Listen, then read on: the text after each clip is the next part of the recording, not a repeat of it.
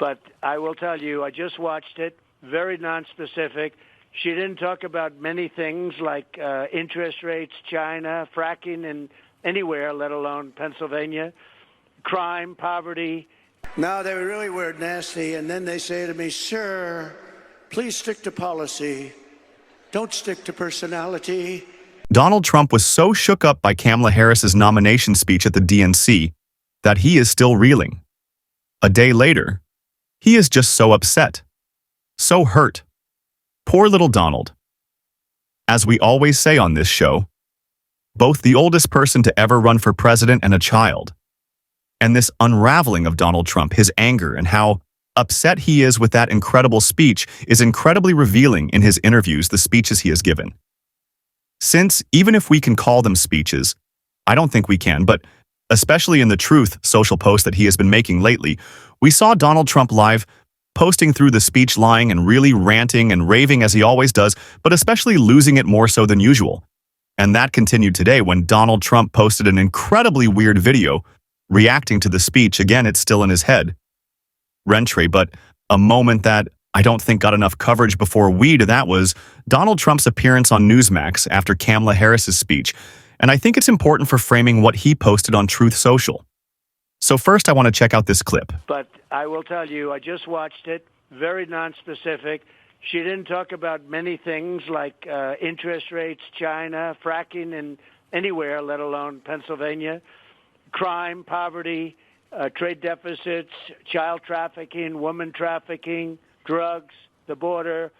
She didn't talk about the most important things. It was a very general speech. So as we see here, and as we saw with Donald Trump's other Truth Social post, he's really grasping at straws to come up with any attack on Kamala Harris because he really just can't.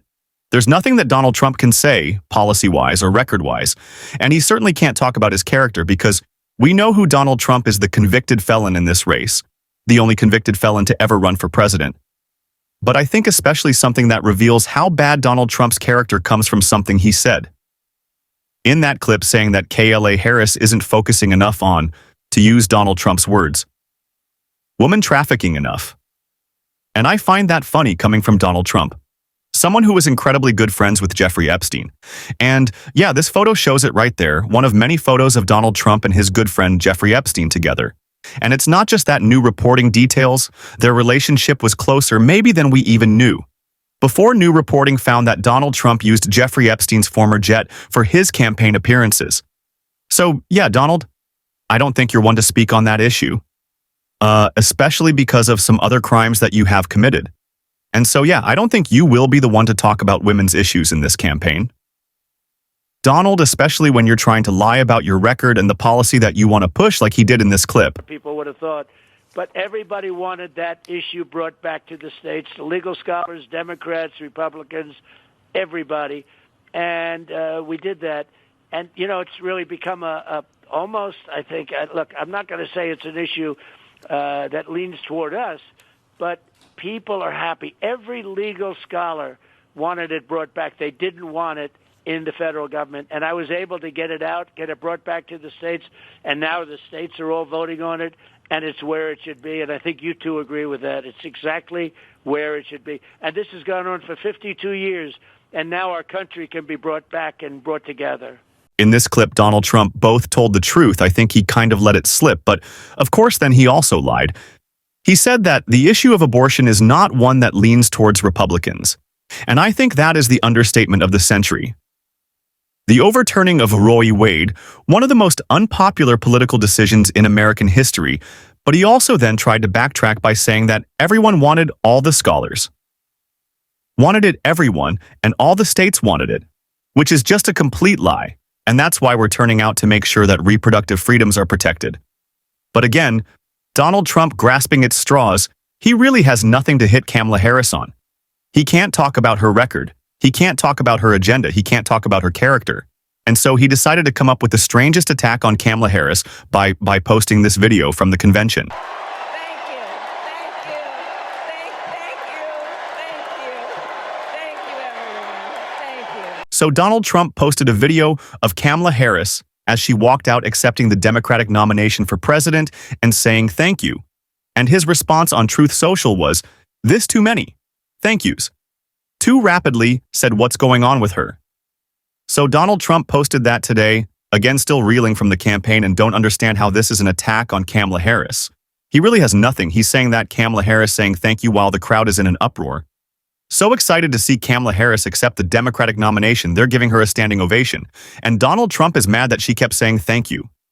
Kamala Harris was trying to start her speech but couldn't because there was so much applause and excitement, and that's, I think, what upsets Donald Trump most. But I also think that, in that, it's really clear he doesn't understand gratitude and how Kamala Harris was joyful and humbled at this incredible crowd of people there to support her. But Donald Trump doesn't understand the feeling of gratitude and want to thank your supporters for their support. He is just such a broken person. And I don't know why he posted this video, but he also talked about it. This is now a talking point in his stump speech, saying this. How about her opening where she said, thank you, thank you, thank you, thank you, thank you, thank you, thank you, thank you, thank you. I said, what the hell is wrong with her, Deb? He just clearly doesn't understand thanking people in gratitude or caring about anyone else but yourself. But we have come to expect this from Donald Trump. This is the same old stick. It's the same old story. And it's the same old story that we want to move on from. And that's exactly what Gavin Newsom had to say right here. Yeah, but right now, you feel the fresh air of progress. You just do. You can't deny that. And there's a stale air of normalcy, a stale air of the past represented in Donald Trump. And I mean this sincerely. I know this tough audience that's going to take it from me. He's derivative of himself. He's less interesting. I'm less interested. He's not as entertaining. He seems way off his game. For some time now, ever since his convention speech, something just seems off. His attacks are old, his complaints are old. And I think Gavin put it in an interesting way because he was speaking to the Fox audience of saying, it's kind of boring. I never found Donald Trump and his attacks on our democracy entertaining, but I think it's an interesting framing by Gavin for the Fox News audience, the Fox Propaganda Network audience, actually. And I think it's important to drive home the fact that we have been living through Donald Trump for far too long. And wouldn't it be nicer to just move on from it? I think we can all agree. Even Donald Trump's advisor agree. And he talked about that in a campaign speech in which he said this. No, they really were nasty. And then they say to me, sir, please stick to policy. Don't stick to personality. You should be nice to people, sir. You have to be nice. I call them up. My geniuses, they get paid a fortune. Actually, not that much. But I call up my people. I say, they're knocking the hell out of me. And you say I shouldn't get personal. I have to get personal, don't I? Even Donald Trump's own advisors are telling him to essentially stop being himself, that people are just so fed up with hearing from Donald Trump. We're just kind of done with it. We'd like it to be over, not only because of the danger he poses to our democracy, but just the division he creates in our country. KLA Harris and Tim Walz have both talked about this. I don't think, and clearly they don't, that America is a fundamentally divided country, but instead, Donald Trump is dividing us. He's trying to create the division. It's not something that exists within our nation. It's something that is perpetrated by bad actors like Donald Trump to try to get ahead politically. And it's something that we can move on from. It's something that we can get away from. And we can actually unite. Aren't we tired of Donald Trump? Aren't we tired of hearing from him? Aren't we tired of hearing this old guy complain and saying that, actually, I will take every opportunity I possibly can to play this clip, so I'm going to. But someone who put this message so perfectly was Barack Obama. Here's a 78-year-old billionaire who has not stopped whining about his problems since he rode down his golden escalator 9 years ago. It has been a constant stream of gripes and grievances that's actually been getting worse now that he's afraid of losing to Kamala.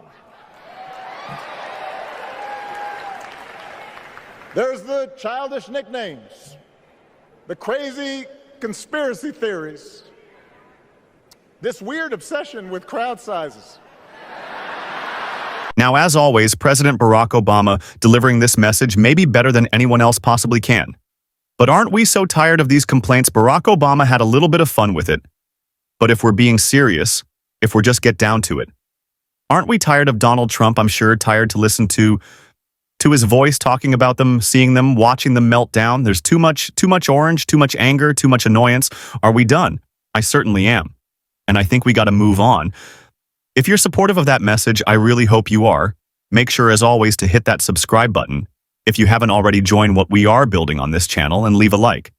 If you want to support us and if you want to support a little bit more, you can also hit that join button, become a monthly member. It really goes a long way, and until next time, I'll see you soon.